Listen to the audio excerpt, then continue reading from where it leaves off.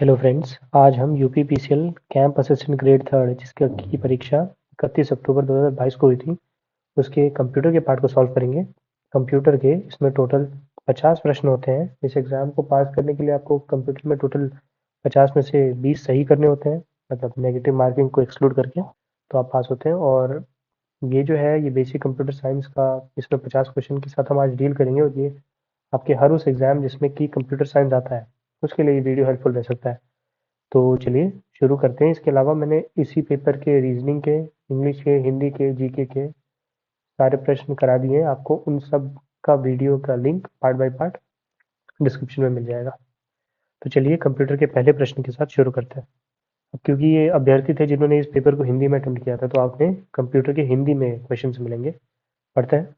निम्नलिखित में से कौन सा वेबसाइट को सेव करने और व्यवस्थित करने का एक उत्कृष्ट माध्यम है, ताकि आप उन्हें इंटरनेट एक्सप्लोरर से दोबारा देख सकें। मतलब देखिए, ये कह यह रहा है कि कौन सा वो मेथड है, जैसे आपने कोई वेबसाइट विजिट की और आप उसे फिर से विजिट करना चाहते हैं, पर बार बार आप वेबसाइट का नाम नहीं डालना चाहते हैं, तो उस केस में आप इसे फेवरेटीज में डाल देंगे ना। तो एक स्टार सा रहता है ऐसा, बुक मार्क या फेवरेटीज, तो वहां से आप इजीली इसे वापस खोल सकते हैं। तो ऑप्शन नंबर डी हमारा सही है। फेवरेटीज वो जगह है जहाँ से आप वापस से चीज़ों को खोल सकते हैं बिना पूरा एड्रेस टाइप किए। सेटिंग्स तो सेटिंग्स होती है, हिस्ट्री में आपने जो जो वेबसाइट खोले हैं वो पड़े होते हैं, और डाउनलोड्स में जो जो आपने डाउनलोड किया है किसी वेब ब्राउजर में, वो सारे की इन्फॉर्मेशन रहती है। Question number second, MS power point 2019 में निम्नलिखित में से क्या स्लाइड शो में स्लाइड परिवर्तन के तरीके का निरूपण करता है। मतलब स्लाइड में इफेक्ट्स डालना, स्लाइड में जो तरह के इफेक्ट्स आते हैं वो सब हमें स्लाइड ट्रांजिशन के द्वारा करने को मिलता है। ऑप्शन नंबर सी इसका करेक्ट आंसर है। स्लाइड मास्टर एक वो व्यू होता है जिसमें कि आप, एक मास्टर स्लाइड होती है जिसमें आप जो चेंजेस करें वो बाकी सारी स्लाइडों में अप्लाई अपने आप हो जाती है। ऐसा ही नोट्स मास्टर होता है जिसमें कि आप एक नोट में परिवर्तन करेंगे तो आपके सारे जो भी पूरे प्रेजेंटेशन में जो नोट्स हैं उन सब में वो परिवर्तन आएंगे। और स्मार्ट आर्ट वो वेन डायग्राम चार्ट्स हम लगा के जो अपना अपनी जो स्लाइड शो है उसको इंटरेस्टिंग बनाते हैं, उसे कहते हैं। हमारा correct answer option number C slide transition था। क्वेश्चन थर्ड, वेब पेज एक दूसरे से किसके द्वारा जुड़े होते हैं। तो आपको पता होगा वेब पेजेस में कई बार कुछ लिंक्स होते हैं, जैसे आप उस पर क्लिक करते हैं तो आप एक नए पेज पे चले जाते हैं। उन्हें हम हाइपर लिंक्स कहते हैं। हाइपर लिंक से आप एक पेज से दूसरे पेज की तरफ चले जाते हैं जिसकी तरफ वो रिडायरेक्ट कर रहा होता है। Option number B. और वाईफाई एक यहाँ पे इसका मतलब होता है वायरलेस फिडेलिटी, ये भी कभी कभी आ जाता है। और नोड्स का मतलब कनेक्शन पॉइंट्स होते हैं, जैसे कि आप अपने कंप्यूटर में आप देखते हैं ना यूएसबी पोर्ट वोर्ट, उन्हीं को नोड्स कहते हैं। इसी तरह इंटरनेट के अंदर भी बहुत सारे नोड्स होते हैं जहाँ पे कनेक्शन जुड़ता है। क्वेश्चन फोर्थ शायद उन्होंने इंग्लिश में कन्वर्ट करके एग्जाम में दिया होगा। तो एमएस पावर पॉइंट 2019 में selecting a slide and pressing control D will, तो जैसे ही आप किसी स्लाइड को सेलेक्ट करके कंट्रोल डी दबाते हैं तो उसका एक कॉपी बना देता है, उसका एक डुप्लीकेट बना देता है। तो ऑप्शन नंबर सी हमारा सही है। It duplicates the slide. Question fifth, ये कह रहा है ऑपरेटिंग सिस्टम में विंडोज 10 वाले किसी प्रोग्राम को जोड़ने या हटाने के लिए कंट्रोल पैनल में निम्नलिखित में से कौन सा विकल्प चुनना होता है। तो देखिए, ऐड या रिमूव करने के लिए प्रोग्राम को हम कंट्रोल पैनल में जाके प्रोग्राम्स एंड फीचर्स में जाते हैं। यहाँ से आप किसी भी नए प्रोग्राम को मतलब इंस्टॉल करने के बाद यहाँ से अनइंस्टॉल कर सकते हैं। डिवाइस और प्रिंटर में आपको सारे जो भी कनेक्टेड डिवाइस है वो सारे दिखाई देते हैं। आपका कौन सा प्रिंटर है वो दिखाई देता है, आपने कई सारे लगा रखे हैं। तो डिवाइस मैनेजर में कौन से डिवाइस का कौन कौन से डिवाइस लगे हुए हैं और उनके कौन कौन से ड्राइवर्स इंस्टॉल्ड है ये पता चलता है। और डिफ़ॉल्ट प्रोग्राम, जैसे कि कोई पर्टिकुलर फाइल है तो वो किस एप्लीकेशन से खुलेगी उसे कहते हैं। जैसे कि फॉर एग्जांपल अगर आपके पास एक वीएलसी मीडिया प्लेयर भी है और विंडो मीडिया प्लेयर भी है, तो जब आप कोई भी मीडिया फाइल खोलेंगे तो होता क्या है, वो पूछता है कि आपको इससे खोलना है या उससे खोलना है। लेकिन जब आप किसी एक को डिफ़ॉल्ट सेट कर देंगे तो अगली बार से वो नहीं पूछेगा। तो ये होता है डिफ़ॉल्ट प्रोग्राम्स। हमारा आंसर था option number A, programs and features. Question six, बिक्री विश्लेषण गणनाएं निम्नलिखित में से किस क्षेत्र में की जाती है। तो देखिए, ये अगर मतलब खरीद बिक्री वाला काम किसमें होता है, व्यवसाय में होता है, बिजनेस में। तो ऑप्शन नंबर बी हमारा सही है। उन सब का हिसाब रखा जाता है इसमें। Option number B. Question seven कह रहा है एमएस वर्ड के नए संस्करण, मतलब कि जो एमएस वर्ड 2016 है उसमें डिफॉल्ट रूप से डॉक्यूमेंट को डैश एक्सटेंशन के साथ सेव किया जाता है। तो देखिए, जो 2007 के बाद के जितने भी वर्ड, ऑफिस, पावर पॉइंट है ना, उनके एक्सटेंशन बदल गए हैं। जैसे कि पहले डॉक्यूमेंट का .doc होता था, अब बाद वालों में जो है वो होता है docx। इसी तरह पहले ppt होता था, अब pptx है। इस तरह पहले XLS होता था, अब होता है XLSX। मतलब कुल मिला के आपको पुराने वाले वर्जन में नए वाले वर्जन में बस एक x बढ़ गया है। तो ऑप्शन नंबर डी हमारा करेक्ट था। क्वेश्चन 8 कह रहा है आपको पहचानना है, यहाँ पे कुछ विकल्प दिए हुए हैं, इनमें से सही या गलत कौन सा है। तो देखिए, ईमेल करने के समय सीसी फील्ड के सूचीबद्ध किसी भी व्यक्ति को संदेश के लिए एक कॉपी प्राप्त होती है और संदेश प्राप्त करने वाले किसी भी व्यक्ति को पता चल जाएगा कि संदेश और किस किस को भेजा गया है। तो देखिए, इसमें सीसी माने कि कार्बन कॉपी और बीसीसी मतलब कि ब्लैंक कार्बन कॉपी, इन दोनों में अंतर समझिए। कार्बन कॉपी में क्या होता है, जब आप मेल करते हैं और सीसी में कुछ लिखते हैं तो उससे पता चलता है ये मेल मुझे कहाँ से आया है और ये मेल मेरे अलावा और किस किस को भेजा गया है। लेकिन अगर किसी का नाम आप ब्लैंक कार्बन कॉपी में डालते हैं तो उसे सिर्फ ये पता चलता है कि किसने मुझे ईमेल भेजी है, ये मेल और किस किस को भेजी गई है ये नहीं पता चलता है। अक्सर ये जब आपको सिलेक्शन के कोई मेल आते हैं तो ये आपको बीसीसी में भेजा जाता है, क्योंकि आपके साथ और भी कई सारे लोग सेलेक्ट हो रहे होते हैं लेकिन वो आपको नहीं बताना चाहते हैं। तो इस वजह से वो ब्लैंक कार्बन कॉपी में आपका ईमेल आईडी डालते हैं। तो ऑप्शन नंबर ए हमारा सही है कि दोनों ही कथन सही है। अगर आप पढ़ेंगे जैसे जैसे देखिए, ईमेल लेखन के समय बीसीसी फील्ड के सूचीबद्ध किसी भी व्यक्ति को संदेश की एक कॉपी प्राप्त होगी, लेकिन संदेश प्राप्त करने वाले को किसी भी व्यक्ति को यह नहीं पता चल पाएगा कि बीसीसी फील्ड में व्यक्तियों को मतलब किन किन को और संदेश भेजा गया है, ये नहीं पता चलता है। तो ऑप्शन नंबर ए हमारा सही है, दोनों ही कथन करेक्ट है। क्वेश्चन 9, एमएस वर्ड 2007 एप्लीकेशन खोलने के निम्नलिखित में से किस कमांड का प्रयोग किया जाता है। तो देखिए, विन वर्ड डॉट ई अगर आप रन में लिखेंगे, रन करके ये अगर आप टाइप करेंगे और एंटर मारेंगे तो आपका एमएस वर्ड खुल जाएगा। क्वेश्चन नंबर 10, अब ये कह रहा है कि एमएस पावर पॉइंट 2019 के संदर्भ में कॉलम को मिलान करना है। तो देखिए, हैंड आउट मास्टर का काम क्या होता है। हैंड आउट मास्टर प्रिंटेड जो हैंड आउट होती है उसकी डिजाइन और लेआउट को परिवर्तन करने के काम आता है, तो ये वाला इसके साथ मैच करेगा। स्लाइड मास्टर जो अभी भी मैंने बताया भी, ये मास्टर स्लाइड होती है जिससे कि आप जो डिजाइन करते हैं वो बाकी स्लाइड में भी रिफ्लेक्ट हो जाता है। और नोट्स पेज में वो स्पीकर के लिए नोट्स होते हैं, मतलब जो प्रेजेंटेशन दे रहा है उसे नोट्स में से मतलब कई बार क्या होता है भूल जाते हैं कि हमें क्या बोलना था, तो उसमें छोटे छोटे पॉइंट्स लिखे होते हैं जिससे कि हम प्रेजेंटेशन दे सकें। तो ये था ऑप्शन। तो ऑप्शन नंबर हमारा बी सही हो जाएगा इसमें। फर्स्ट का सी, सेकंड का बी और थर्ड का ए।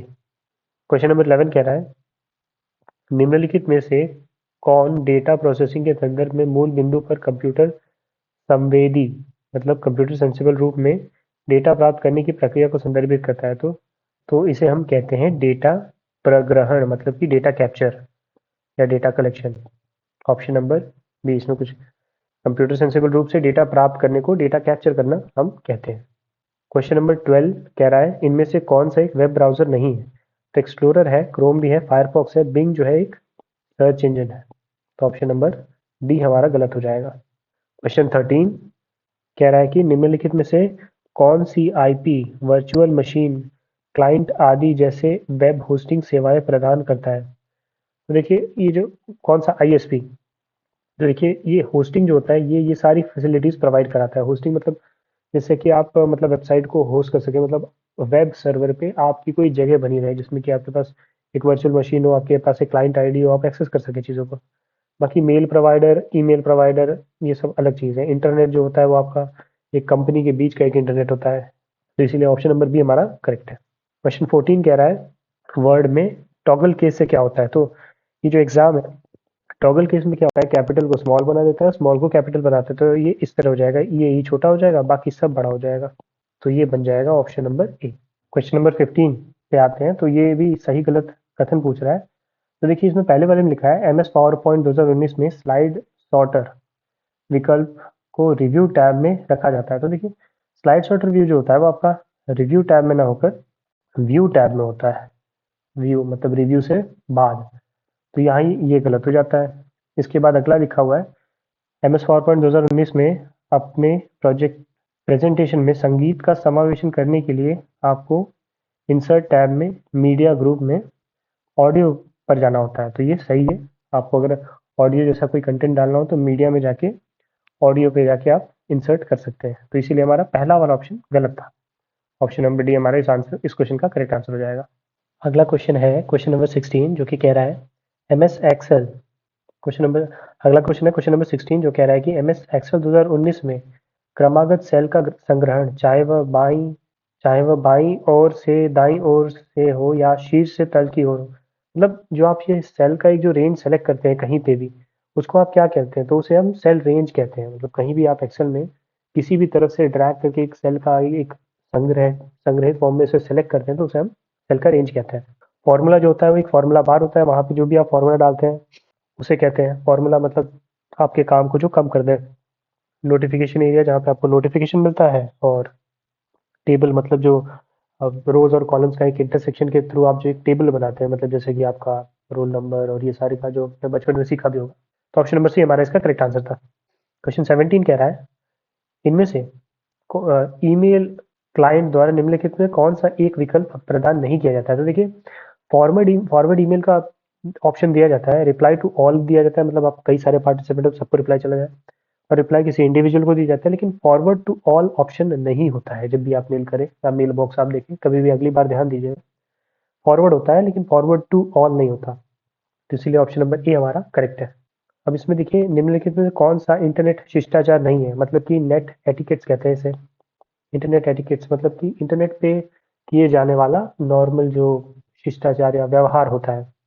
तो देखिए आपको ईमेल के नीचे अपना नाम सम्मिलित करना चाहिए, बिल्कुल करना चाहिए, क्योंकि जब आप मेल कर रहे हैं तो जो मेल रिसीव कर रहे हैं उसे पता होना चाहिए कि किसके द्वारा मेल आया गया। ऑफ कोर्स आपका ईमेल आईडी पे तो नाम होगा, बट आपका डेजिग्नेशन उसे पता चल जाए तो सहूलियत होती है। अटैचमेंट छोटे होने चाहिए। अब हाँ बिल्कुल, कि अगर आपने 5-5 10 MB का अटैचमेंट डाल दिया तो रिसीव करने वालों को समस्या आती है, प्लस मेल बॉक्स भर जाता है।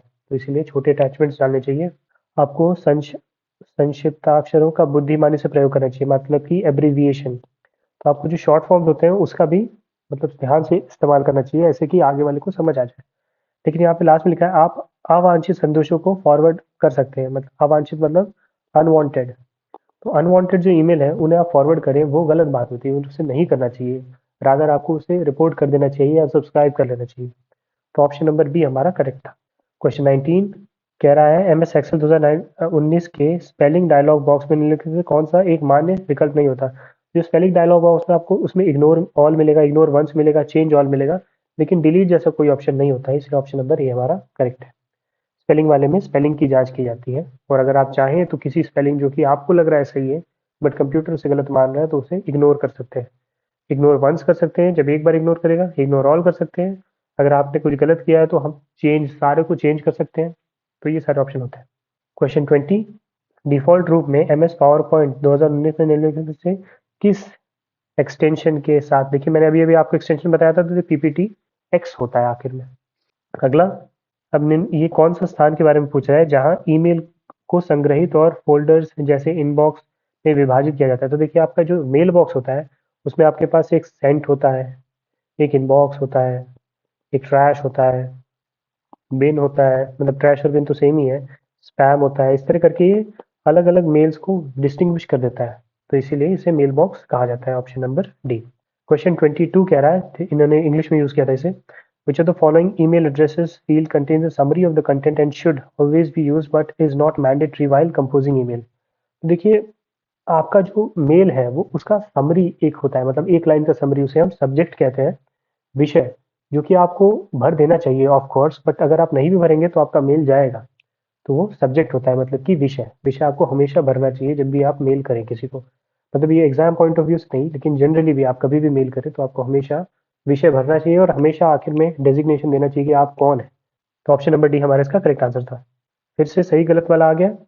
तो देखिए लिनक्स ऑपरेटिंग सिस्टम को माइक्रोसॉफ्ट कॉरपोरेशन द्वारा विकसित किया गया था, तो नहीं, ऐसा नहीं है।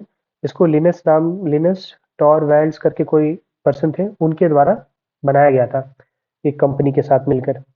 नेक्स्ट है विंडोज 10 उपयोगकर्ता को ग्राफिकल यूजर इंटरफेस और बहुकार्य मतलब मल्टीटास्किंग कैपेसिटी क्षमता प्रदान करता है, तो ये बिल्कुल करता है।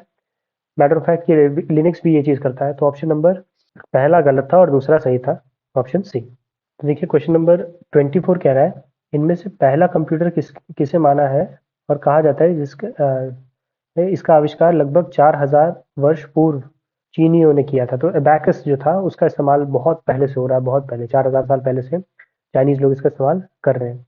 ENIAC जो है ये पहला प्रोग्रामेबल कंप्यूटर माना जाता है। इसका फुल फॉर्म था electronic numerical integrator and computer.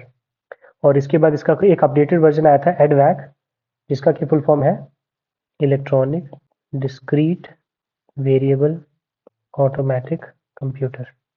ENIAC हमारा पहला कंप्यूटर था और उसके बाद उसका एक अपडेटेड वर्जन है जिसे कि हम एडवैक कहते हैं। तो इस क्वेश्चन का आंसर था हमारा option number B, abacus. Question 25 है, in the Windows 10 operating system, which of the following bars show icons of the currently running programs used to launch and manage programs? जो आपका टास्क बार होता है उसमें आपको ये सारे आइकन्स दिखाई देते हैं जो जो आपके ऐप्स चल रहे हैं। इस तरह करके आपका एक टास्क बार होता है, यहाँ पे आपका ये विंडो बटन होता है और यहाँ पे आपका ये स्टेटस बार, यहाँ पे नोटिफिकेशन पेन होता है। तो ये जो सारे हैं ये आपके जो भी टास्क चल रहे हैं उनके आइकन्स होते हैं, तो ये आपके टास्क बार में होते हैं।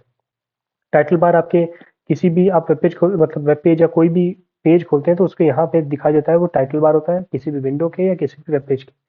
मेन्यू बार उसी के नीचे एक मेन्यूज दिए रहते हैं कई सारे, उसे कहते हैं। और स्टेटस बार यहाँ कोने में होता है जो आपके फाइल का स्टेटस बताता रहता है। तो इस प्रश्न का ऑप्शन नंबर ए था टास्क बार। क्वेश्चन 26, अब देखिए ये क्वेश्चन आपको कंफ्यूज कर सकता है। इसमें पूछ रहा है कि मैक्सिमम नंबर कौन सा है। तो देखिए सबसे पहले ये वन तो छोटा है। अब यहाँ पे बता रहा है कि 8 बड़ा है 12 से, मतलब कि इसे हम बड़ा मानेंगे। तो एक नंबर हो गया हमारे पास, एक हो गया 8 और एक हो गया 10। अब इन तीनों में पूछ रहा है कि सबसे बड़ा नंबर कौन सा है, तो वो होगा 10। तो ऑप्शन नंबर सी हमारा हो जाएगा ऑप्शन। कंफ्यूज करने के लिए आपको ये 8 ग्रेटर देन 12 दिया था, जबकि इससे यही मतलब है कि जो इस पर्टिकुलर क्लॉज में 8 जो है वो 12 से बड़ा है। वैसे तो जनरली 8 छोटा है लेकिन यहाँ पे बड़ा मान लिया गया। क्वेश्चन 27, निम्नलिखित में से कौन सी एकल उपयोगकर्ता कंप्यूटर प्रणाली है जिसमें साधारणतः शक्तिशाली माइक्रो प्रोसेसर होता है। तो देखिए उपयोगकर्ता कंप्यूटर मतलब जनरल पर्पस कंप्यूटर, तो ये पर्सनल कंप्यूटर होता है जो कि जनरली हम लोग घर पे इस्तेमाल करते हैं और इसके अंदर भी एक ऑलमोस्ट मतलब शक्तिशाली माइक्रो प्रोसेसर ही होता है। तो ऑप्शन बी था मिनी मेन फ्रेम और सुपर कंप्यूटर, ये बड़े बड़े ऑर्गेनाइजेशन में इस्तेमाल होते हैं।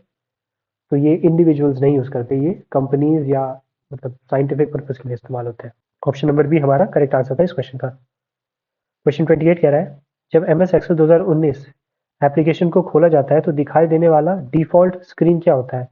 देखिए जो डिफॉल्ट जो आपको वो मिलती है, 3 शीट्स मिलती है, उसका एक जो पूरा पेज होता है उसे हम वर्कशीट कहते हैं। तो ऑप्शन नंबर ए हमारा करेक्ट है। ये आपकी शीट 1 होती है, शीट 2 होती है, शीट 3। बाय डिफॉल्ट आपको 3 शीटें दी जाती हैं, लेकिन आप 3 से ज़्यादा शीट भी इसमें बना सकते हैं। क्वेश्चन 29, तो MS पावरपॉइंट 2019 में प्रेजेंटेशन समापन करने के लिए निम्नलिखित में से किस शॉर्टकट की का उपयोग किया जाता है। तो जब आप एस्केप बटन दबाते हैं तो आपका प्रेजेंटेशन जो है वो खत्म हो जाता है। Option number B. क्वेश्चन 30, दिए गए कथन सही है या गलत पूछ रहा है MS पावरपॉइंट 2019 के संदर्भ में। तो रीडिंग व्यू प्रेजेंटेशन व्यू में से एक है, तो बिल्कुल प्रेजेंटेशन व्यू में एक रीडिंग व्यू भी होता है। और उसके बाद वर्तमान स्लाइड से एक स्लाइड शो का मतलब जैसे आपका कोई कई सारे आपने स्लाइड बना रखे हैं और उनमें से आपको यहाँ से आपको शुरू करना है अपना प्रेजेंटेशन, तो उसके लिए आप शिफ्ट प्लस F5 दबाते हैं। सिर्फ F5 दबाएंगे तो शुरू से शुरू हो जाएगा, लेकिन शिफ्ट के साथ दबाएंगे तो जो स्लाइड पे है आप वहां से शुरू हो जाएगा। इसलिए दोनों ही कथन सही है, ऑप्शन नंबर ए। क्वेश्चन 31, GUI माने ग्राफिकल यूजर इंटरफेस आधारित ऑपरेटिंग सिस्टम में आइकन के संदर्भ में निम्नलिखित में कौन सा कथन गलत है। देखिए जैसे गलत पूछा मतलब इसमें 3 आपको सही कथन मिलेंगे। तो वे छोटी ग्राफिकल प्रतीक हैं जो program, file, folder, printer, document आदि को निरूपित करते हैं। मतलब कि एक छोटे से ग्राफिकल मतलब आपको एक छोटा सा इमेज की तरह होता है, जैसे कि आप जैसे ही इस पर क्लिक करते हैं तो ये किसी फाइल को, किसी फोल्डर को या किसी प्रिंटर को, किसी भी डॉक्यूमेंट को इन्वोक करता है, मतलब उसे स्टार्ट करने में मदद करता है। वे पीसी या नेटवर्क पर संसाधनों से लिंक करने का निरूपित करते हैं। मतलब जैसे कि एक कंप्यूटर में किसी फाइल को या एक रिमोट कंप्यूटर में किसी फाइल को लिंक करने का काम करते हैं। पे डेस्कटॉप पर प्रदर्शित छोटे चित्रलेख हैं, ये भी सही है। मतलब जो डेस्कटॉप पे छोटे से आइकन होते हैं ये, इन्हें मेनू भी कहा जाता है, इन्हें मेनू नहीं कहा जाता, इन्हें आइकन ही कहा जाता है। तो ऑप्शन नंबर डी हमारा गलत है। क्वेश्चन 32, निम्नलिखित में से कौन सी इंटरनेट की संचार सेवा है। तो इंटरनेट पे बात करना उसे हम कहते हैं इंटरनेट टेलीफोनी, या आपने टेलनेट के बारे में पढ़ा होगा, जिसे कि हम कहते हैं telephony network. Telephony network, telephone यहाँ लिखा ही हुआ है और ये नेटवर्क हो गया। तो इसके जरिए हम इंटरनेट पे बात कर पाते हैं, ऑप्शन नंबर डी। आरची जो होता है वो एक तरह का फाइल ट्रांसफर प्रोटोकॉल में इंडेक्सिंग को कहा जाता है। मतलब इसे भी एक सर्च इंजन की तरह आप कह सकते हैं। गोफर भी कुछ कुछ ऐसा ही रिलेटेड है। और फाइल ट्रांसफर प्रोटोकॉल एक प्रोटोकॉल है जिसमें हम इंटरनेट पे फाइलों को मतलब सर्वर से अपने कंप्यूटर पे या अपने कंप्यूटर से सर्वर पे डालते हैं। इस प्रश्न का आंसर ऑप्शन नंबर डी था। क्वेश्चन 33 ये कह रहा है निम्नलिखित में से कौन सा अप्राथमिक ईमेल होता है जो आप प्राप्त करते हैं किंतु आप उसे न तो चाहते हैं और न ही मांगा है और किसी ऐसे व्यक्ति द्वारा भेजा जा रहा है जिसे आप जानते भी नहीं है। तो देखिए वो उस तरह की मेल जो आपको चाहिए नहीं, आपने कभी रिक्वेस्ट नहीं की लेकिन आपको खुद ही आ रहा है, तो उसे हम स्पैम कहते हैं, जिसकी आपको ज़रूरत भी नहीं है। तो ये स्पैम मेल्स होते हैं और इसको आपको डिलीट कर देना चाहिए और ट्राई करना चाहिए अनसब्सक्राइब करने के लिए, ताकि ये फिर से ना आए। तो ऑप्शन नंबर सी हमारा सही है। ड्राफ्ट जो होता है, जैसे कि आप कोई मेल लिख रहे हैं और आपने उसे सेंड किए बिना ही छोड़ दिया, तो वो ड्राफ्ट में चला जाता है। फेवरेटीज में मतलब आप किसी चीज़ को बार बार एक्सेस करना चाहते हैं तो आप फेवरेटीज देख सकते हैं, मतलब कोई मेल जो आपके फेवरेट है या आपको फिर से इन्हें रेफर करना है, उन्हें आप फेवरेटीज के सेक्शन में डाल सकते हैं। और सेंट मेल में जो जो आपने सेंड किया हुआ है मेल, वो दिखाई देता है। तो ऑप्शन नंबर सी हमारा इस प्रश्न का करेक्ट आंसर था। क्वेश्चन 34 ये कह रहा है ट्रेस आरटी ये कमांड है, इसका मतलब होता है ट्रेस रूट, जो आपके कंप्यूटर से निर्दिष्ट कंप्यूटर तक पथ का विवरण दर्शाता है। मतलब ट्रेस आरटी लिख के आप एंटर मारेंगे तो ये वो चेक करेगा कि आपका कंप्यूटर सर्वर से कनेक्टेड है कि नहीं, तो कुछ पैकेट सेंड करेगा और रिसीव करेगा। अगर दोनों हो रहा है तो इसका मतलब आपका कंप्यूटर नेट से कनेक्टेड है। ये नेट की कनेक्टिविटी चेक करने के लिए होता है।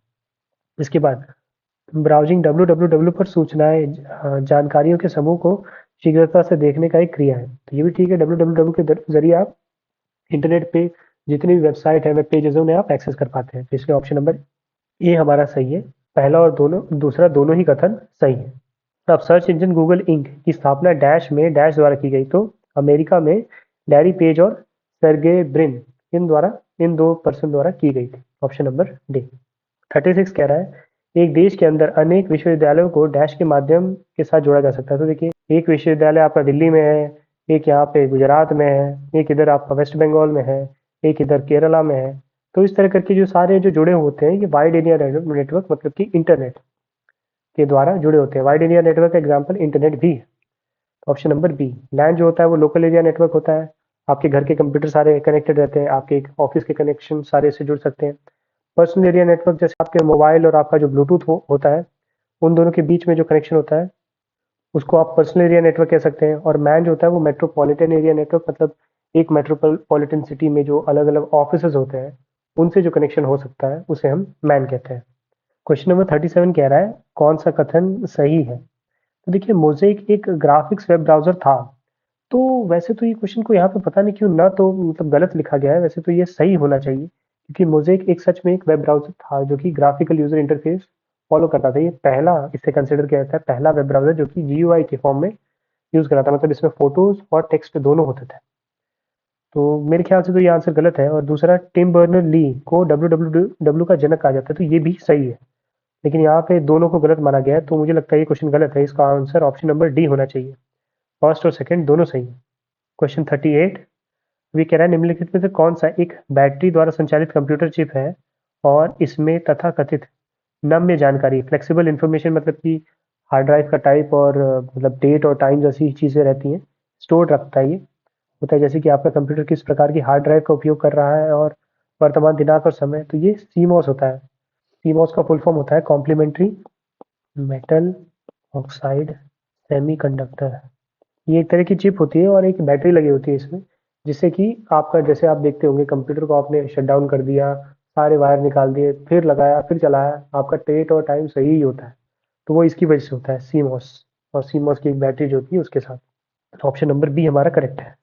कैश मेमोरी जो होती है वो आपके हार्ड ड्राइव में होती है, जिससे कि वो क्विक एक्सेस किया जा सके। फ्लैश मेमोरी जो आपके पेन ड्राइव है, फ्लैश ड्राइव भी कहते हैं उसे, उसे कहते हैं। और रैंडम एक्सेस मेमोरी जो आपका रैम होता है कंप्यूटर में, जो कि जो भी आपका टेम्परेरी प्रोग्राम जो भी चल रहा है उसके अंदर स्टोर होता है। तो सी मॉस हमारा करेक्ट आंसर था। इसके बाद अगला क्वेश्चन कह रहा है कि M S PowerPoint 2019 presentation के निम्न में से किस व्यू का उपयोग प्रिंटेड हैंडआउट के रूप में आपके प्रोजेक्ट के स्वरूप को अनुकूलित करने के लिए डिजाइन और लेआउट का परिवर्तित करने के लिए किया जाता है। तो देखिए हैंड आउट मास्टर जो होता है, इसमें आप जो भी आप प्रिंट करेंगे अपने पूरे स्लाइड शो को, तो वो किस तरह से प्रिंट होगा, वो सारी चीज़ इसमें होती है हैंड आउट मास्टर में। नोट्स मास्टर में मैंने बताया, आप नोट्स में जो भी चेंज करेंगे वो आपके पूरे नोट्स में चेंज हो जाते हैं। स्लाइड सॉर्टर व्यू जो होता है वो आपके, जैसे आप स्लाइड को मतलब पहला स्लाइड कौन सा होगा, दूसरा स्लाइड कौन सा होगा, उन्हें सॉर्ट करने के लिए, मतलब अरेंज करने के लिए काम आता है। और स्लाइड मास्टर में भी एक मास्टर स्लाइड होती है जिसमें कि आप जो चेंजेस करते हैं वो आपके सारे स्लाइड्स में चेंजेस आ जाते हैं। तो इसलिए ऑप्शन नंबर बी हमारा करेक्ट था। क्वेश्चन 48 कह रहा है एमएस वर्ड 2019 के संदर्भ में निम्नलिखित में से कौन सा कथन गलत है। देखिए इसमें आपको 3 सही स्टेटमेंट्स मिलेंगे। सबसे पहला, फुटर्स आपको प्रत्येक पृष्ठ के तल पर अंतर्वृष्ट कंटेंट को दोहराने में सहायता करते हैं। मतलब फुटर जो होता है जैसे कि आपको 1 2 3 4 नंबर डालना है या कोई एक चीज़ मतलब कोई कुछ पर्टिकुलर चीज़ लिखनी है तो उसमें काम आता है।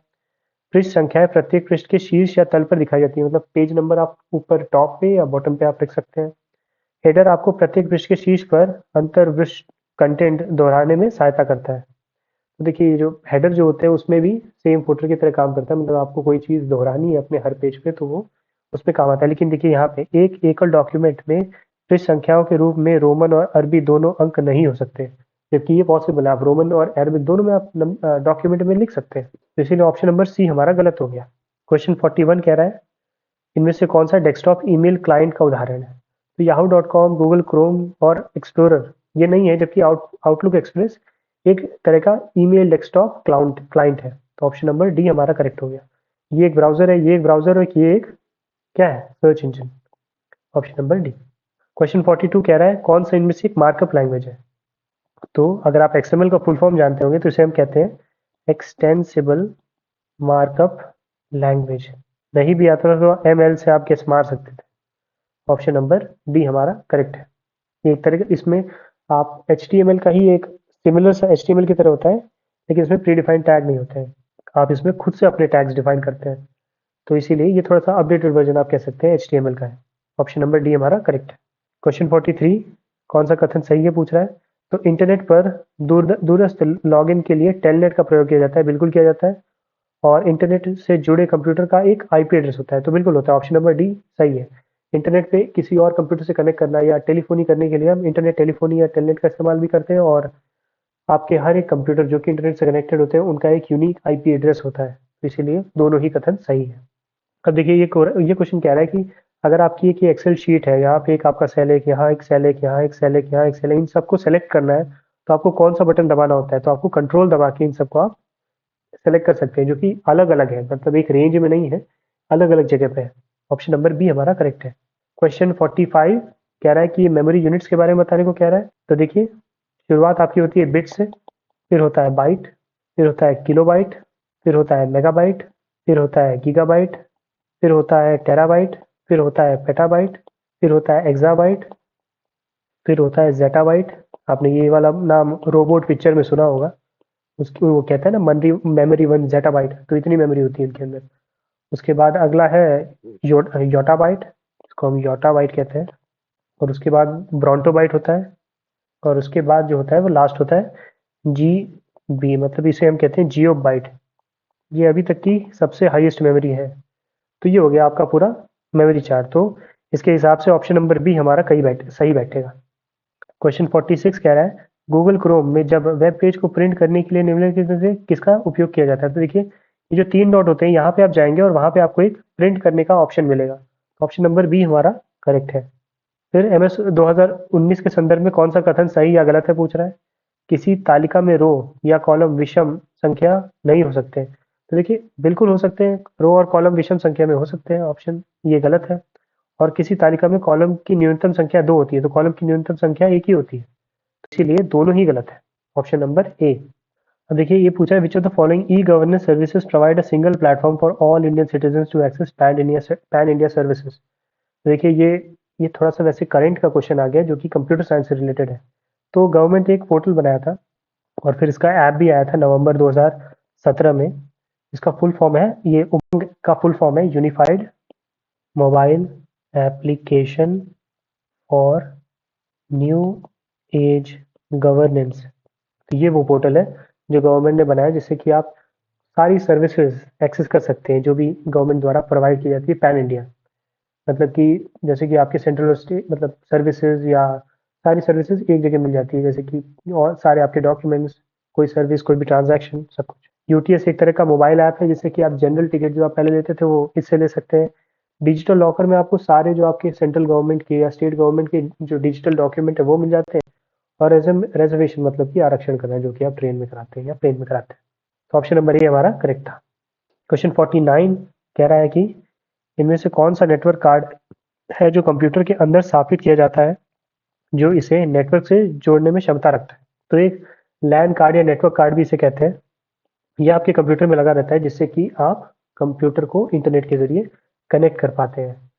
तो ऑप्शन नंबर सी सही है। रिपीटर एक तरह का डिवाइस होता है जो कि आपके नेटवर्क को बूस्ट करता है। मतलब कि कई बार क्या होता है, आपका जो मॉडेम है वो थोड़ा दूर लगा है और आपका जो रिसीवर इंटरनेट मतलब रिसीवर जो भी डिवाइस है वो काफ़ी दूर है, तो बीच में अगर आप एक रिपीटर लगा देंगे तो नेटवर्क स्ट्रेंथ अच्छा आता है। और मॉडेम तो आपको पता ही है, मॉडेम को हम मॉड्यूलेशन डीमॉड्यूलेशन कहते हैं, जो कि एक तरह का मतलब ये टेलीफोन लाइन से आपके कंप्यूटर को कनेक्ट करने में मदद करता है। और इसी तरह स्विच भी होता है जो कई सारे गेटवेज रहते हैं कनेक्ट करने के लिए। तो ऑप्शन नंबर सी हमारा करेक्ट था। और आज की वीडियो का जो लास्ट प्रश्न है वो ये है कि एम एस एक्सेस 2019 में वर्कशीट का डिफॉल्ट ओरिएंटेशन क्या होता है। मतलब जब आप वर्कशीट देखते हैं तो क्या वो ऐसे होती है या वो ऐसे होती है। जैसे आपका मोबाइल है, इसको तो हम लैंडस्केप कहते हैं और इसको हम कहते हैं पोर्ट्रेट। तो बाय डिफॉल्ट आपको ऐसा दिखता है पोर्ट्रेट, तो ऑप्शन नंबर डी हमारा करेक्ट है। बाय डिफॉल्ट जो ओरिएंटेशन होता है वो पोर्ट्रेट होता है, लैंडस्केप नहीं होता। कई बार आपको लगेगा कि आपका स्क्रीन जो है वो लैंडस्केप फॉर्म में है तो इस वजह से लैंडस्केप होगा, लेकिन ऐसा नहीं है, बाय डिफॉल्ट वो पोर्ट्रेट में रहता है। तो ये था आखिरी प्रश्न। उम्मीद करता हूँ ये वीडियो आपके लिए हेल्पफुल रहेगा। जो भी आपका कंप्यूटर साइंस का जो भी पेपर है, मतलब जिसमें भी आपका बेसिक कंप्यूटर साइंस आता है, उसमें ये वीडियो बिल्कुल हेल्पफुल रह सकता है। इसके अलावा मेरे पास एक पूरी प्लेलिस्ट है जिसमें आपको अलग अलग एग्जाम में जो जो कंप्यूटर साइंस के क्वेश्चन आए हैं उनके सारे के सोल्यूशन हैं। साथ ही आपको इस पेपर के सारे वीडियोस, रीजनिंग, इंग्लिश, जीके और हिंदी, सबके वीडियोस के लिंक्स डिस्क्रिप्शन में मिल जाएंगे। तो अगर आपको ये वीडियो पसंद आया तो आप इसे लाइक कर सकते हैं। कोई आपका फ्रेंड जो कि ऐसे यूपीपीसीएल या किसी एग्जाम जिसमें कंप्यूटर साइंस आता है उसकी तैयारी कर रहा है तो उसके साथ शेयर कर सकते हैं। और इस तरह के कंटेंट के साथ बने रहने के लिए चैनल को सब्सक्राइब कर सकते हैं। वीडियो के साथ अंत तक बने रहने के लिए बहुत बहुत धन्यवाद।